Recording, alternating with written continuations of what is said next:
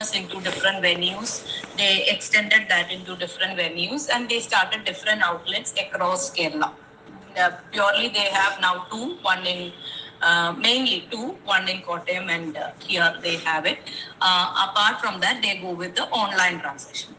First generation entrepreneurs concept എന്ന് പറഞ്ഞു കഴിഞ്ഞാൽ it comes from they come up with a traditional business and they flourish it in that conventional method. The product can be reflecting the conventional styles which they have been following. They say that they are authentic in these aspects like that, because when you watch the advertisement of TV, advertisement of Shimati in TV, they will be you can understand they are projecting what are they good at. Right. But when we look into the modern category of entrepreneurs, they actually develop their business on modern concepts. Say, for example, if somebody is coming up with AI, artificial intelligence, and using the model, they are trying to build a product and market it. Upcoming, they are actually future oriented. Future oriented means they are looking into the requirements of future and they are trying to plan it accordingly. Say, for example, now the construction industry, they are having a drastic change because they are expecting that in future all AI, artificial intelligence, will take over for managing the household affairs. So that is, they are advancing it in such a way that they are anticipating the requirement of future needs. So appo angane varuna oru businessneyaanu what you call as the modern thought process. Now you may read what is there over there also. Can you read? Yes, Miss Vaikanam. On white, so that you will understand. He is basically an innovator who starts an industrial unit by combining different technologies to produce a marketable product or service. This is modern entrepreneur, right? Yeah, you may. That is why I said, ഇപ്പോൾ നമ്മൾ ഈ construction ഇൻഡസ്ട്രിയിലൊക്കെ നോക്കിയാൽ പണ്ടൊക്കെ നമ്മൾ switch you apply that ഇത്ര electric points switch on ചെയ്യുമ്പോൾ ഇന്ന light വരണം, ഇന്ന പ്ലഗ് പോയിന്റ് ഇങ്ങനെ പോകും, അങ്ങനെയാണ്. But now you know that you have an Alexa. Some of you might be having an Alexa where you can just dictate which song you want to play. And അങ്ങനെയായിരുന്നോ? ഇല്ല. Till recently we had to play it, select the song and play it. Now you just have to stand somewhere and just say, yeah, you play this music for me. So that is anticipating future requirement that people would like to know. Most of them would be very busy and they would be wanting the technology to understand their needs and respond accordingly. So likewise, you have a lot of advancements with related to all these are AI, artificial intelligence based technological advancement. That's a good example. Likewise, you now know some of my friends were telling that now the construction industry, they go with no such type of fitting where the AI will try to understand the mood of the person who lives in that house and then play the light, music and the lighting. Everything will be according to the mood of the person who is living there. So it can change depending on his pace of walk, his the steps, how he is placing his step. Maybe he is little fast or maybe he is little sad. Likewise, the mooding of the lighting of your home can be changed. So all these are something which has been coming up as an advancement in the technology. Earlier we used to see that in Hollywood movies and all. Now it has become a reality. So when an entrepreneur expects this to happen and try to market a product, that will be brought under the category of modern entrepreneurs. Then can you read the first generation entrepreneurs? First generation. അതാണിപ്പോ വായിച്ചത്. No, I am asking about either. First generation entrepreneur. ഒന്നുകൂടെ ഒന്ന് വായിക്കോ. He is basically an innovator who starts an individual unit by combining different technologies to produce a marketable product or service. Modern entrepreneur? A modern entrepreneur is one who takes up those ventures which suit the current marketing needs. ഞാനതാ explain ചെയ്തത്. Current marketing needs. Modern entrepreneur ആണ് I was trying to explain. First generation, I said the example of Chimati. Likewise, they will take up a business looking into the So as I said, no, Mr. Reddy took up the business of textile industry owing to the need, because there was a time where we used to travel from here to Tamil Nadu to purchase Kanjipuram saris, silk saris. Maybe your parents might be knowing that. You may not know, because now you have a lot of silk boutiques here in Ernakulam itself. Still, there are people traveling from different places to Ernakulam for purchasing silk.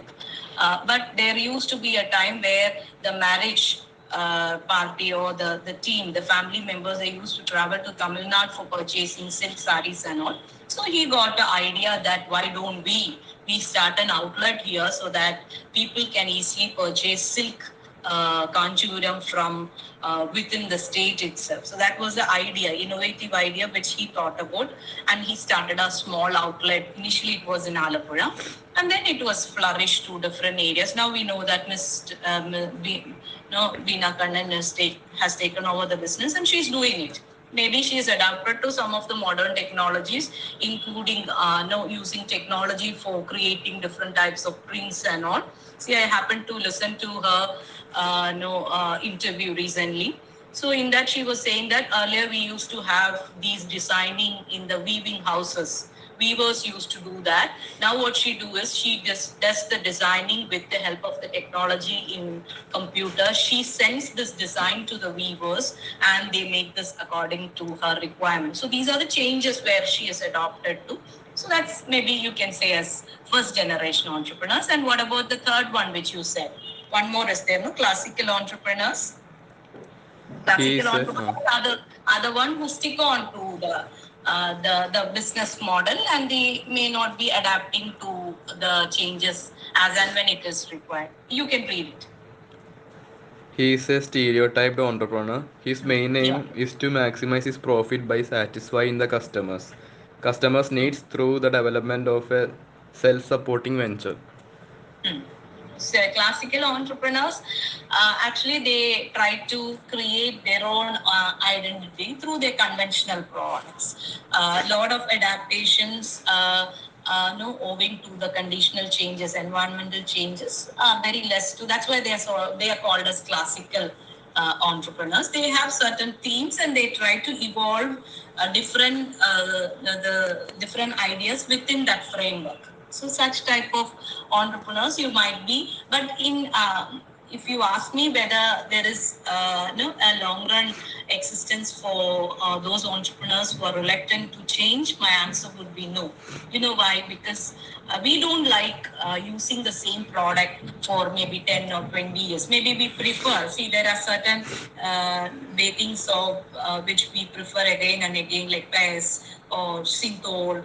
These are the conventional kind of products that's been brought in by those companies, but still they have evolved. They have tried to evolve changes by retaining the conventional product plus different flavors, different fragrances to the existing product. So that's actually need of the hour. People does not like sticking on to the same product for 2025. Very less number of people would be liking that. At least some change is being expected. So that is to be done in the broad preview of entrepreneurship.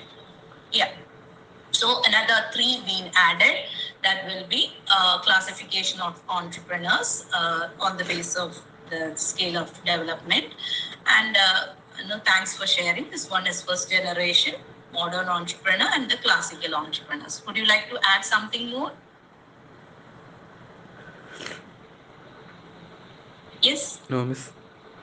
ഇനി എന്തെങ്കിലും ഉണ്ടോ additional? It's good that you read. It's very good that you read. Where ആർക്കെങ്കിലും, not only you, anybody else ഉണ്ട്, എനിക്കറിയാതെ പല text ബുക്കിലും. പിന്നെ ഈ പറഞ്ഞത് തന്നെ they have gone into n number of classification. So what I've taken up is, നമുക്ക് ചിലത് പഠിച്ചു കഴിയുമ്പോൾ അത് മറ്റതും ഇതും തമ്മിലുള്ള വ്യത്യാസം മനസ്സിലാവില്ല. അതുകൊണ്ടാണ് I have stuck on to those where you can clearly distinguish the differences between different categories. അതാണ് ഞാൻ എടുത്തത്. ബട്ട് നമുക്ക് കൂടുതൽ പോയിന്റ്സ് എഴുതുന്നവർക്ക് കൂടുതൽ മാർക്ക് എന്നുള്ളൊരു കോൺസെപ്റ്റിൽ you can increase the number if you can learn it nicely. വേറെ എന്തെങ്കിലും ഉണ്ടോ? Something which you can add? based on the textbook you follow. Different authors ഉണ്ടല്ലോ. അപ്പൊ അത് basically I take up the entrepreneurship textbook as such semester based textbook ആണ് refer ചെയ്യുന്നത്. So the whole thing would be there. അപ്പൊ നിങ്ങൾക്ക് എന്തെങ്കിലും add ചെയ്യാനുണ്ടെങ്കിൽ നിങ്ങൾക്ക് add ചെയ്യാം. ഇല്ല, you are okay. Okay, thank you very much. So we are continuing with our discussion. So slide mode ഇട്ടോട്ടെ. എന്റെ slides കാണാൻ പറ്റുന്നുണ്ടോ? Can you see it? Yes. Okay. So use of technology, motivational factors, growth entrepreneurs. Growth entrepreneurs actually നമ്മുടെ പറഞ്ഞത് scale of operation being expected by them. So when it is when they are focusing on high potential, those business where the growth opportunities are more, that will be called as the high potential one. Yesterday we talked the example of, we distinguish it between a multinational corporation and a company or maybe an organization which is operating within the state. So within the state, they might have high potential. They might be categorized as high potential, and maybe when they go with the concept of multinational corporations, they can go under the concept of super growth entrepreneurs. Then based on the nature, the basic nature being exhibited by the entrepreneur. So innovating is actually sometimes some of you might be having doubt, or maybe your thought processes this based on nature is one particular category. No, based on when you categorize that on based on growth, that is another. It's not like that. See, as I said, the example in a class, you remain to be same. Maybe you are 50 in computer application and you are 39 in operation. So you remain to be same. But I can categorize you based on your gender, based on your marks, based on your hobbies, based on your religion. There are different types of classification, but there is no difference between who are the people or who are the members of that particular class. You remain to be same. Same as here, entrepreneurs as such, they remain to be same, but based on the nature being possessed by them, we are going to categorize that on different grounds. That's all. So when we discuss about the nature, we said innovating are those entrepreneurs, they look for continuous new ideas. They adapt to new they are adaptable to the changing environment, and they would like to offer modern or innovative products or services to their customers. All that will be brought under the category of innovative entrepreneurs. Imitative are actually copycats. They actually try to imitate a successful idea, and they try to market that and do business and make profit. Fabian, basically they are otherwise called as cautious entrepreneurs, where there are two basic circumstances that can make them behave in such a way. One is they might have had severe setbacks earlier, like they had severe failures, and now they have come into a business where they are making profit. So they are very cautious. They don't want to go back to the previous situation where they had incurred loss, and that is why they are little delaying the changes. They are they take their every step very cautiously, very cautionly, and what they do is they have a plan, a target, and they are reluctant to go beyond that until otherwise it is that necessary. That's why they say they are often referred to those entrepreneurs who are little delayed in taking or in adapting to different changes. Fabian are otherwise called as cautious entrepreneurs. Drawn entrepreneurs are little more maybe reluctant to change. They do not like to change. Of course, for all of us, change is a little difficult. So likewise, these entrepreneurs, they want themselves to go ahead with the conventional type of business, and they don't want to bring much changes in their business. The reasons could be different, but they are actually called as drawn because they are little reluctant to change from the existing one. But they are little, no, when you look into the concept, Fabian entrepreneurs are different from drone entrepreneurs. Drone entrepreneurs do not have a reason for not to change, but they are like that. The basic nature is they are actually, postponing the chances of making a change. But Fabian entrepreneurs, they are studying the situation. They will not take a spontaneous decision. They take a calculated risk. That's the only difference. Solo entrepreneurs, definitely, they are single entrepreneurs. It's not a group entrepreneurship. Active group, active partners doing the business together. Inherited, of course, I told the example. Many examples are there in front of you. Inherited is they have a family business that's been taken over by the generations. Then technological is technical. The primary business idea is based on technology. Instigated is you are compelled to continue. If you want, you have an option to discontinue in case of inherited business. But instigated business, you are compelled to continue at least for some time because of the nature of your business. That's why I put money lending or chit houses as an example, because you collect deposits from the people, you invest that until otherwise you pay back the deposits, you cannot stop your business. You are compelled to do it because you have the money of other people in your hands. So this is it. Now today we are going to take up a new area. Listen to me very. I was just brushing for the support of absent. Just see that you are not absent. Attend regularly so that you are there with us.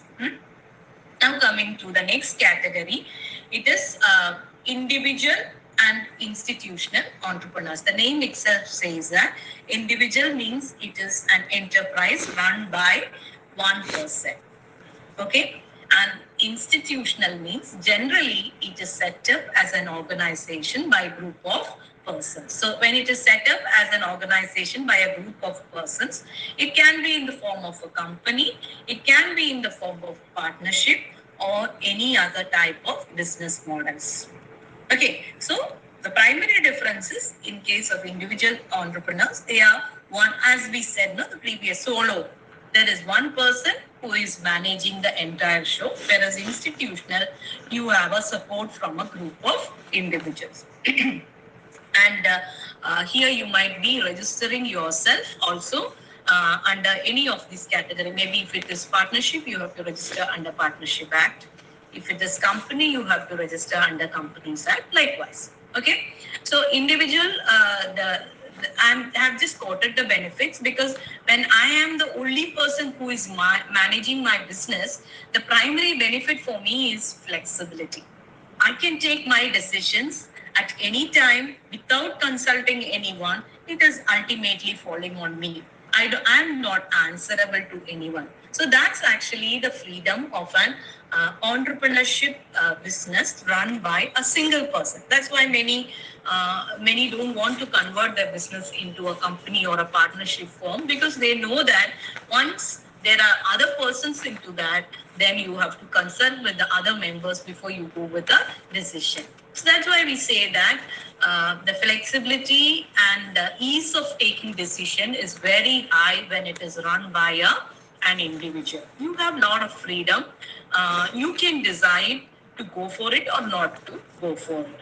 But in case of an institutional structure, this is not there, because you will have to consult with the other members before you go with the decision.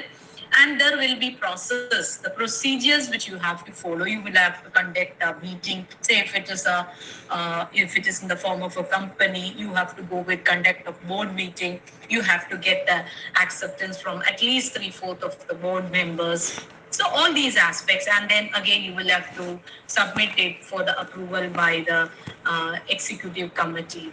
All these process would be there. But the plus point in this is it is you have a group. So you have group of people who are well versed in that scenario. So your support for the expertise decisions would be much higher when you go into an institutional structure. Okay, so that's why some people know when you're trying to expand your business, you might invite more people to become partners And when they come in as partners, they will also bring capital, financial support for you, because expansion requires more fund. You need more investments. You need more resources. So for that, when you expand, these people will come up with resources, and which will be helpful for you to expand your business. Those are the plus points of an institutional structure. You will have more expertise people to help you, and you will have more scope to expand your business to different, that is increasing the scale of operations, and accordingly you will also have more financial support rather than lending to an individual. Banks might prefer lending to a group of people because the risk exposure is comparatively lesser in those components. Right. So that is why these are the advantages of an. Yeah. Somebody would like to ask me? Screen മാറിയിട്ടില്ല. അയ്യോ, ഞാൻ ഒന്നുകൂടെ കാണുന്നുണ്ടോ? Yes miss. ഞാൻ അതൊന്നുകൂടെ. Okay, ഇപ്പൊ കാണുന്നുണ്ടോ? Individual versus yeah, thank you. So you have a lot of institutional scope for expansion as well as scope for financial support. So that is the benefit when you are going with an institutional structure. So entrepreneurs or entrepreneurship can be established in broadly two forms. One is an individual, a person running the show, or it can be in the form of an institutional structure. That's again another type. Like actually, initially we have gone with different types. Now we are broadly looking into different categories which you will find across when we talk about entrepreneurs. Okay. Now the second, next one is what we are going to discuss is the dimensions, or as you say, the responsibilities. Can you see the slide? Can anyone answer? No miss. No. So I will do it. ഇപ്പൊ കാണാം. ഇപ്പൊ കാണാം. Yes miss. Right. Thank you. So when we go with the dimensions of entrepreneurship, basically what is meant by this dimension is what is the scope, or what are the responsibilities, or what are the functionalities of entrepreneurs in an entrepreneurship business. Okay, so if you imagine yourself to be an entrepreneur, so these are the basic tasks which you have to handle to become an entrepreneur. In short, that's it. That's what we mean by dimensions of entrepreneurship. What is the scope of the so-called entrepreneurship? Which are the areas where an entrepreneur has to focus himself for running his business? That's what we call as dimensions of entrepreneurship. So when we go with the first one is strategic orientation. Strategy is a long run decision. A plan and a strategy. You might have learned that in business management. Plan is for implementing the strategy. Plan is maybe for a year, maybe for a period, like. But strategy is, it talks about the long run vision of your organization, of your entrepreneurial setup. So that's where an entrepreneur will have to decide upon why he's setting up this business. What is the basic objective? What he want? Of course, you might say that I want to make profit. Definitely that would be there. But if you do not have a strategic orientation of how you are going to make profit, how you can remain in business for a long period, then it will be very difficult for you to run your business to a future period. So that's why strategic orientation talks about what is the longer vision of your enterprise. Where do you want to reach? Of course, when I start, I might not be making profit. But in the second year, yes, I am going to start up with my break-even. In the third year, I might be with a 10% profit. In the fourth year, likewise, what is your strategic vision? So sometimes you might have heard people saying that, now I want to start in a small way, but after 5 years, I want to expand it to different places in this way, or maybe after 5 years, I'm trying to include more and more products, or more categories, like you are trying to extend your product line. All that will be brought under the category of strategic orientation. So when you talk about your role as an entrepreneur, strategic decision is one important area which requires due care. Why? If I cannot foresee what will happen to my business after 10 years, it may not be going to stay till 10 years. It might have to be shut down after the second year or third year. You might have seen that, right? Some shops or some people have started the business, by advertising a lot, inviting you all for the inaugural function and all. But after 2 years, when you're traveling that way, you might see that that shop or that organization is nowhere there. That happens because an entrepreneur was not willing to formulate a strategy for its organization. It's not mandatory that always we have to make profit. Sometimes we might incur loss initially, and sometimes we might incur loss continuously if our plan is not a good one. So, a strategy of an entrepreneur should be to focus, to plan, to adapt to the changing conditions and go ahead.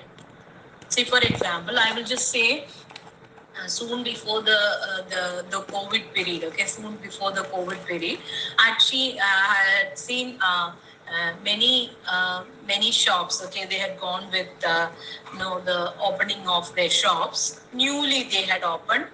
Investing lot of amount near to my place only. They had invested lot of amount. They had started with a new this business. They inaugurated it. I think they inaugurated in the month of March or somewhere. And then we know that the lockdown came, the COVID issues came. They had to shut down for more than 1 year. Now they are in a position where they have just vanished from. You might have observed that. I will tell you, it is after Bharat Mother College. There was one, when you go ahead towards Kalamasheri, you can see left side there was one shop they had opened for selling this interior plants and interior decoration items, all that. They had opened it. It was, I think, in the month of March. Now, when you go, you cannot see that shop over there. Why? Because soon after they opening the shop with these new ideas, it was a new concept. And I had gone to the shops for the inauguration as well as after that also. Many things were very new. They had actually resourced from different parts of the country. Like they had traveled to North India and all, and they brought all these items. They kept it over there. But what happened here is it's an unanticipated event. After that, the COVID came, they had to lock down, they had to close the shops. And then after that, they were not in a position to continue that. So, an entrepreneur, when he comes to the business, he or she has to anticipate that there can be many things that is going to happen which are beyond the control of him or her. So, a strategic decision, plan A, plan B, plan C for the long run, that is a definite requirement in entrepreneurship. That's why we say that there should be strategy oriented. Strategy, you just remember from this concept, strategy is long run. It is long run plan for an entrepreneur should be there to take up the unexpected event, to beat the unplanned or uncontrollable, to be the impact of uncontrollable events. So that is where we talk from the perspective of strategic orientation for an entrepreneur. Now the next one, that seeking opportunity. Suppose if a market is saturated with same kind of product, then people may not be wanting one more to come up. So you have to find out, seek the opportunity where there is a gap, where there is a requirement, and the entrepreneur should be able to bring his idea to match, to offer a solution to that problem or to offer a solution to that gap. That's what we say as seeking opportunity. And then, of course, you found the opportunity. Now, the next thing is for you to handle the resources and also to assemble, to consolidate the resources required at the right price, right time, in the right amount. So that again is another function of entrepreneurship. You have to resource the inputs, the raw materials, or maybe the necessary facilities, all these need to be done. Say, imagine you are going to start up a confectionery shop. Then you have to see from where all you will resource the different types of materials or eatables which you have to provide in your that particular shop. You will have to look from what all would be the preferences, or there are n number of items. From that you have to make a choice of which all you are going to keep in your shop. So that is what we call as commitment of resources and its control. Then the next is when we go with the management structure. Maybe in an entrepreneurship, if it is a sole person, still you need the support from different people. Sometimes you are only involved, you are the only person who is involved in your business, but still you need the support of different suppliers, vendors, or when you want to make your payment, you want to get your support from the bankers. So you have to establish your management structure. And if it is a company, definitely you will have to decide upon board of directors, and executive and non-executive directors. You have to fix your management team, and then in that again you have to have with your marketing, finance, and recruitment, or as you say, HR team. All these structure needs to be decided by you, by the entrepreneur or a group of entrepreneurs. And of course, when you appoint people, you know that you have to make them payment. What is a reward policy? How are you going to fix on the pay or salary to your employees, and profit sharing? How are you going to make the profit sharing? That's why, see, when we were discussing about the business plan, I had shown that in your business plan, you should have all these components. The organogram is what is the organizational structure you are planning for. Even if there is only one person for doing the business, you need supporting activity. You need people to support you with different kinds of activities. So those all will be included under dimensions of entrepreneurship. It's actually functionalities of an entrepreneur for running his business. So first one, what I said is strategic orientation. He really have to see what will be his business in the next 10 years or in the next 15 years. So that's what we call a strategic orientation. Then he really have to understand the seeking opportunities. Say, for example, if I'm starting a business with which is having a limited scope, maybe after 2 years or 3 years, the entire economy is going to change. You are not going to use such structure. There is no point in me going for a strategic vision of being here for 10 years. I have to adapt to different conditions. So when I'm seeking the opportunity, I really have to understand whether this is going to continue, how far, what is the scale I can expect, what will be my target customers, or how much will be the volume of business I can increase every year. That's what we call as seeking opportunity. Then the third one is, maybe there are a lot of customers or the target group is very huge, but what I will feel is I am not in a position to offer the product to all of them, because maybe I have a constraint with respect to my space, or maybe with respect to other resources. So when I'm committing the resources, I have to take that into consideration. So I will have to decide from where to get my products, raw materials, or my resources, when to get, how much to get, at what price to get. All these will be involved under controlling of the raw materials. And then I will be going with decision regarding my organizational structure and also the rewarding policies. Okay, so these are the basic functional. Imagine yourself to become an entrepreneur. Then you will understand, okay, I'm going to start a venture, a new venture. So all these things would have to be there with me as a business plan in front of me. Right. So that's what we call as dimensions of entrepreneurship. Now, the next one, yesterday, I hope you can see this. Can anyone Yes, answer? miss. Okay. Opinion slide mode. Right. Intrapreneurship. Intrapreneurship, they are actually entrepreneurs. But the only difference here is they are not coming up with a new idea. They already had that idea with them. They are taking over it. They are carrying or moving forward with that. That is, their parents or their family might have been entrepreneurs, and they are taking over the business in order to continue for the future. But then they did not come up with the idea, but they automatically apply the responsibilities of an entrepreneur by adapting to the newer conditions, implementing new ideas. But what distinguishes them from an entrepreneur is entrepreneur starts a business for the first time by himself using his own idea. Here, entrepreneur, they actually coming in and doing the business which may not have been, which is not being started by them.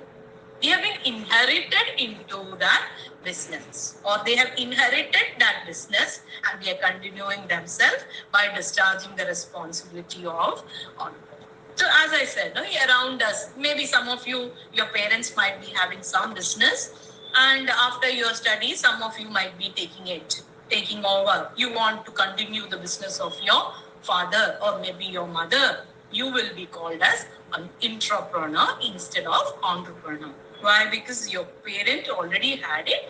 You are carrying forward with that business. So that will be called as entrepreneurship. Okay, it's a very simple term. The only difference here is you're not starting the business. The business idea, the setup was there, you're carrying forward that. That's all. Okay? Now the next thing what we are going to discuss is technopreneurship. Okay?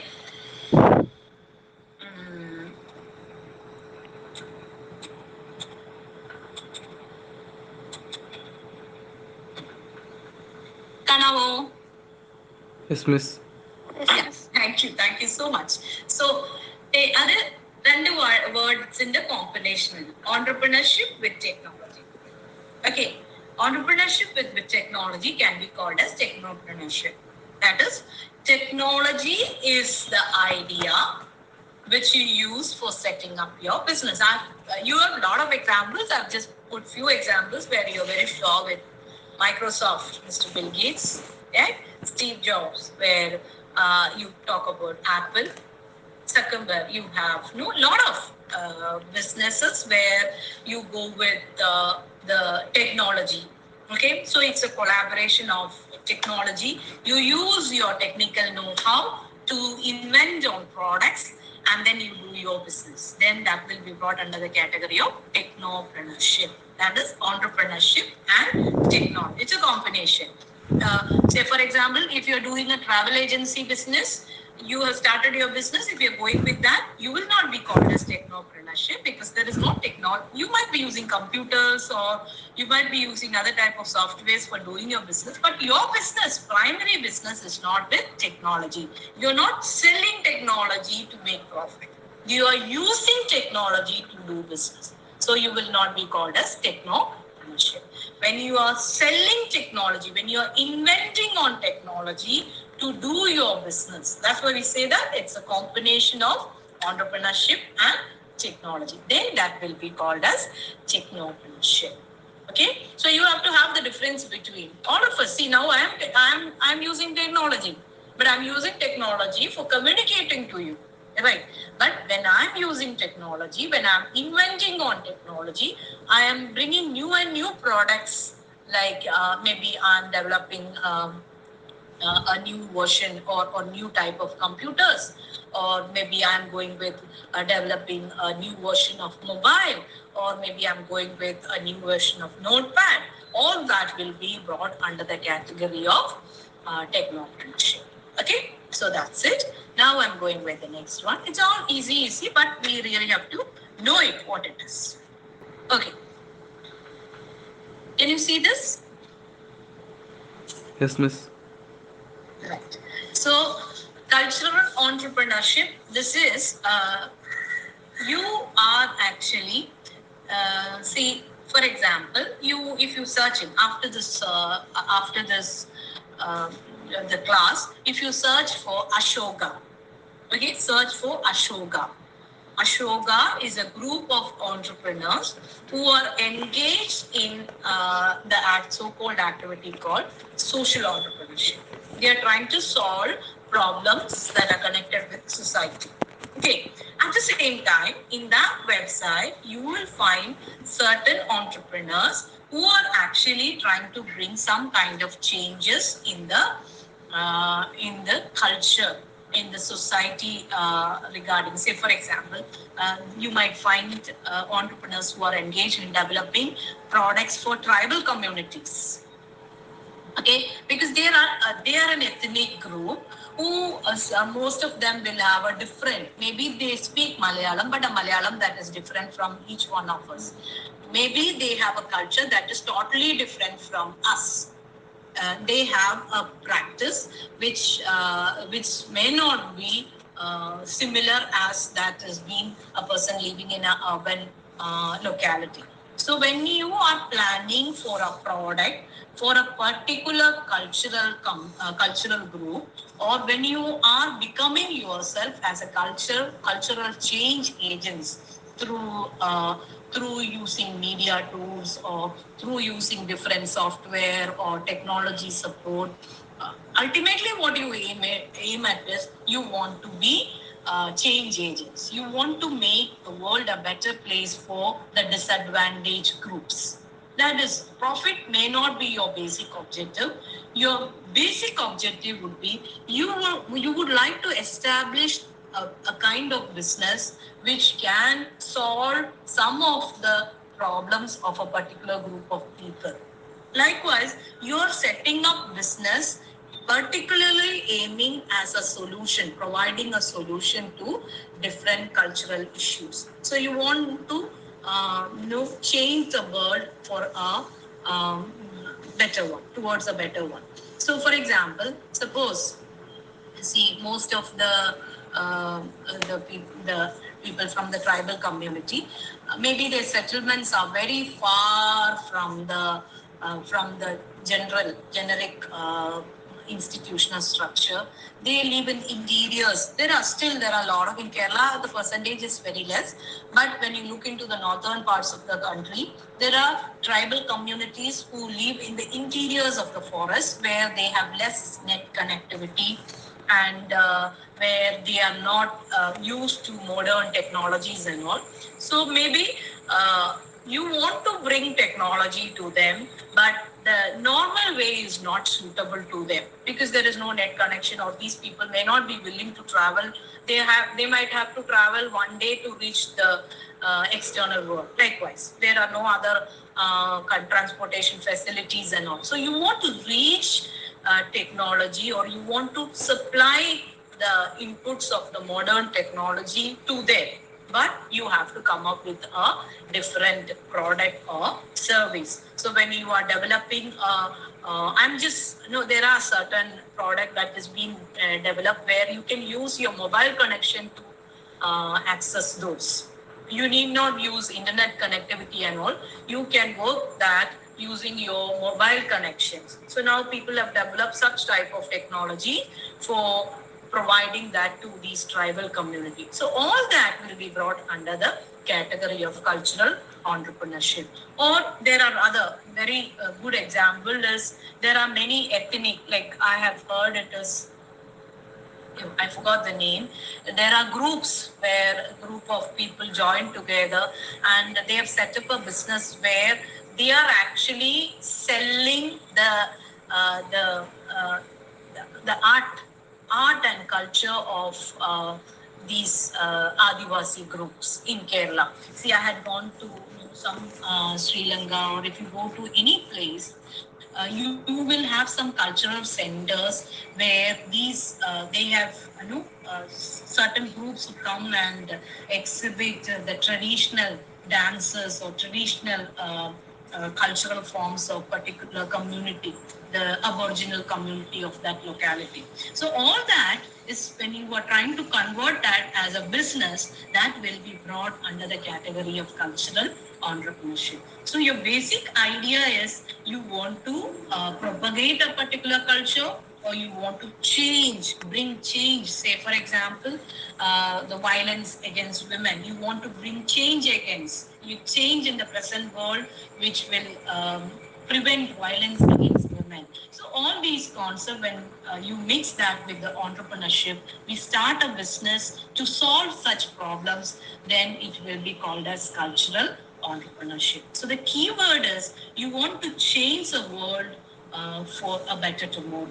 You maybe some people exploitation of the poor. You want to prevent it, and then you start up some venture which is aiming at helping those people who are being exploited.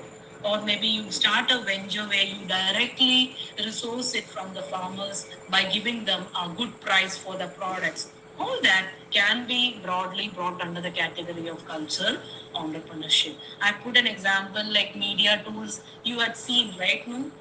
There are people who take up the initiative using Twitter to express their opposition against a certain aspect. When it is established as a group who are called as the cultural change agents, maybe profit is not their objective, but they are change agents who are involved in bringing some kind of change to the existing scenario for a better one. Okay, so that will be brought under the category of cultural entrepreneurship. So the key word here is you are trying to protect a certain culture, or you are trying to bring a change for a better thing.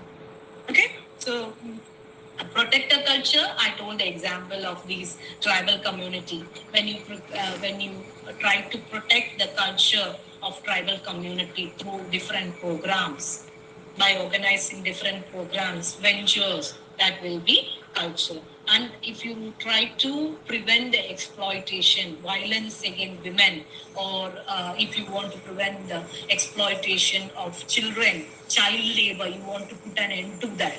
And when you start up a venture with this objective, that will be you are brought under the category of change agents for a better world. All these will be brought under cultural entrepreneurship.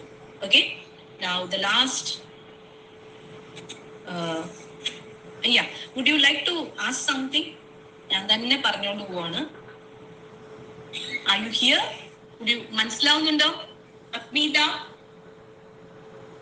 Yes, miss. മനസ്സിലാവുന്നുണ്ടോ? Miss. Would you like to ask something? നോക്കിയോ? ഇന്നലെ വായിച്ചു നോക്കിയോ book പോയി? വീട്ടിൽ പോയി? Miss വായിച്ചു. എവിടെ? ആ വായിച്ചതിന് ഒരു ശക്തിയില്ലല്ലോ. വായിച്ചാ? Oh, okay. Have you kept the textbook in front of you? Miss tired. Okay. പഴയത് any textbook, ഏതെങ്കിലും ഒരു textbook keep in front of you so that you can have a reference. Okay. Cultural entrepreneurship, and then the next what I'm going to discuss is international entrepreneurship. അത് ഞാൻ പറയേണ്ട കാര്യമില്ല. You know that word തന്നെ it is exhibiting what is an international. കാണാൻ പറ്റുമോ slide? Yes, miss. Yes, miss. Okay, thank you. So, international entrepreneurship എന്ന് പറഞ്ഞാൽ ഞാൻ റെഡിൽ ഇട്ടേക്കുന്നുള്ളൂ. Business activities cross the boundaries. Okay, yours. It can be a sole entrepreneur. It can be a organizational entrepreneur, or it can be a company form of entrepreneurship. When you're crossing the your business, when you're crossing the boundaries for doing your business, you will be brought under the category of international entrepreneurship. And then the question is why you are doing so. You have enough market within the country. Why are you doing so? So the answer is when your existing market is saturated, when you cannot bring in an increase in your sales or profit by selling the products over here, or when you find that the products are more attractive, you have too many competitors within the country, or when you find that you have lot of markets, vacant markets in different foreign locations, or in all these cases, you will take your product to different countries. See that yesterday, I am a fan of the program called Safari. So I was just looking into one of their video about Uganda. Okay, so in that video, they were saying that Uganda's major transportation mode is our Bajaj Auto. Okay, auto rickshaws are almost vanishing from our country because of the different types of pooled car options, or different types of other conveyance mode. But in Uganda, the preference of these auto rickshaws, which has been, that's why it's been said that when you go to that place, they know India very much because their primary mode of transportation is from India. So, likewise, companies think of moving to other locations. Entrepreneurs think of moving to. It's an entrepreneurship business. Bajaj, as a as you say, the first generation business. They had been into the country from a very long time. They have brought in many changes, many variety of product to suit the requirement of the market. They are also into a different market, especially into the different international markets like African markets. Okay, so that's why when you have more scope, when the scope of your when the demand for your product is less in the current market, or when you see that there is high demand that is coming up from other markets, you try to sell your product, you try to take your products to other locations. When you're crossing the national boundaries, you call that as international entrepreneurship. So these are some of the benefits which can be there for an entrepreneur when he is trying to expand to other international market. One is increase in sales. When you have an increase in sales, automatically profit will accompany you. Then you have lower sometimes production in certain, why US is associating with many of the software companies here, or why are they coming up with setting up their own business units here? Because the cost of software building and development is much, labor cost is much cheaper in the country, in countries like India and Sri Lanka. That's why they're coming over here, but otherwise they could have done over there, right? So when a business finds the manufacturing cost is much lesser in different locations, they can take their production process. Maybe resourcing of raw material might be cheaper, warehousing might be cheaper, or labor might be cheaper, then they might be taking their business to different locations. And of course, in certain cases, because of better managerial competence, like if you are going with a technical know-how, sometimes in certain countries, you have people with high or highly competent in such an area, in such a technology know-how, or maybe knowledge in such knowledge management. So you might want such technically skilled people to do your task. So you can start or you can expand your business to those locations for resourcing people from there, right? Then, of course, as you say, there is growth opportunity. When you find that the national boundaries within the country, it is so much saturated, you can take your product to different locations for increasing the sales and your growth opportunity for expansion. Okay, and then the demand coming up from like customers, competitors, or markets. As I said, the example of these auto rickshaws. See, where the demand is much less in the national boundary, so you can think of countries where you have huge demand, right? And where you have less competition, likewise. And then next is a national company and a multinational company. Definitely, we people will be preferring for a multinational company, because that tries to increase the reach of the company, and that will automatically give them a better image. MNCs, Fortune 500 companies, if you say that, those companies will be having some better image in the minds of customers, because their products are not only acceptable in the country, but these products are also in demand from different other locations. So that's why they feel, no, the image of that company can be improved when they cross the boundaries. So that's what we call international entrepreneurship, and the reason why companies go for these international entrepreneurship. Okay, now I will just one more and I will stop this. This is the last part which we will be discussing, and in our tomorrow's class, I'm just showing you what all we will be discussing. We will be discussing social entrepreneurship, women entrepreneurship, and why.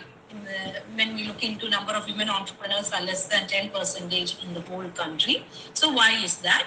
And then certain terms like networking in entrepreneurship, franchising in entrepreneurship, and the last part of this module would be MSMEs. MSMEs, medium and small enterprises and entrepreneurship. This will be the last part. So I will stop here by just discussing this part. I will stop here. Otherwise, it will be too much for you. So the last part, ecopreneurship. Ecopreneurship, it is very easy for you to remember. When you are trying to solve the problems that are related with environmental pollution or environmental destructions, or when you are coming up with products that can be friendly to the environment, all these will be brought under the category of ecopreneurship. Eco-friendly entrepreneurship. Okay, that's it. So I put a lot of examples. Paper bags, when you start up a industry for making paper bags, or renewable plastic bags, or renewable plastic industry, electric cars, eco-friend or parks, like in Tenmala you have an eco-friendly park where people can visit there, and they have used all eco-friendly products like bamboo, all these. Tenmala, it's near to Trivandrum. So like when you are doing business by taking care of the environment, you will be brought under the category of ecopreneurship. When you're now, of course, it is mandatory for the construction industry that they have to get the environmental certificate and all, environmental impact certificate and all. That's mandatory, that is being made by the government. Apart from that, when your business follow the principles that you will only use eco-friendly materials for your construction, you are Ecopreneurship. Some of the construction groups, they advertise that our products, our construction is fully eco-friendly. We have not, even if we have cut some trees, we have planted, we have developed certain area to compensate for that. Likewise, they have gone with. So the process and principles of entrepreneurship being applied to create business that can solve environmental problems. Example, electric cars. That will be brought under the category of ecopreneurship. Okay, so the keyword for you to remember is environmental friendly entrepreneurship. Okay, that will be called as ecopreneurship. So suppose paper pens. You are starting up a unit where you go with manufacturing paper pens. It's part of ecopreneurship. Or as you say, you might be using waste materials to produce different artifacts, and that will be brought under the category of ecopreneurship. Or you are actually using the used bottles for manufacturing certain. Some of the one of my friend was talking about manufacturing of tar from these used plastic PET bottles. They are into the research in that area, and they are going to go for a patent in that. So that's actually, and if they set up a business, that will be brought under the category of ecopreneurship. Okay, so that's it. We stop our class for today. I'll just quickly discuss what those who lost your attention, just listen to me, the last 3 minutes of our class.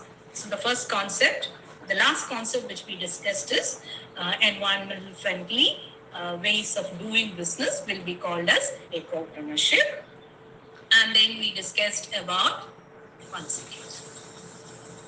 Yeah.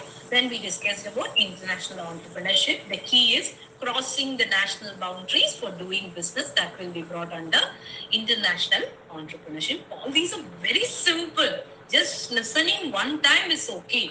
And then you read the text, you can learn it. Then cultural entrepreneurship are actually, they have a, that's why it took a lot of time in explaining that.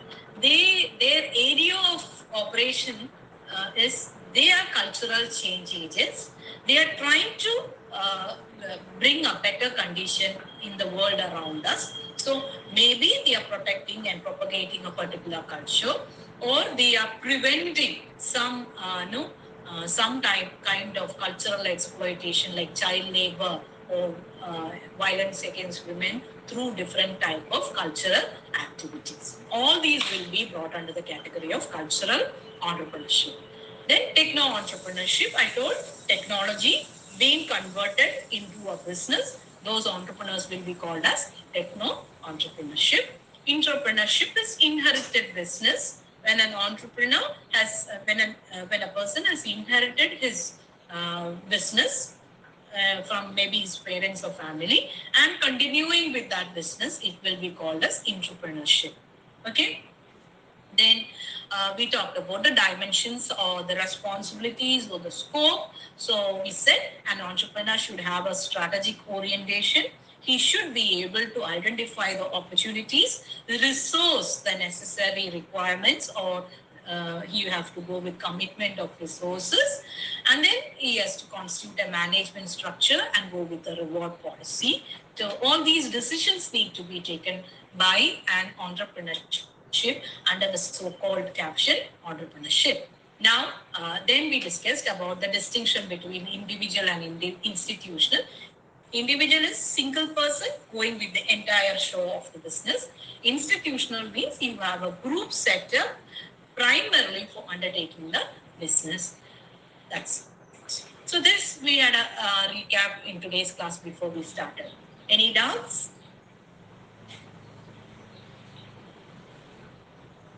Or any doubts are like, if you want me to repeat something, if I confused you during the explanation, if you're confused with some term, you can ask me. Or if you want me to say that in Malayalam, like if something you want an example, I tried to bring examples for each what I discussed, but if you want more examples, it's okay for me. Okay. Yeah. ഇനി വേറെ കാര്യമുണ്ട്, പഠിക്കുമ്പോൾ വരുന്ന doubt ആണെങ്കിലും you can ask me through WhatsApp, because direct ചോദിക്കാൻ പറ്റാത്തതുകൊണ്ടുള്ള ബുദ്ധിമുട്ട് എനിക്കറിയാം. So you can WhatsApp me,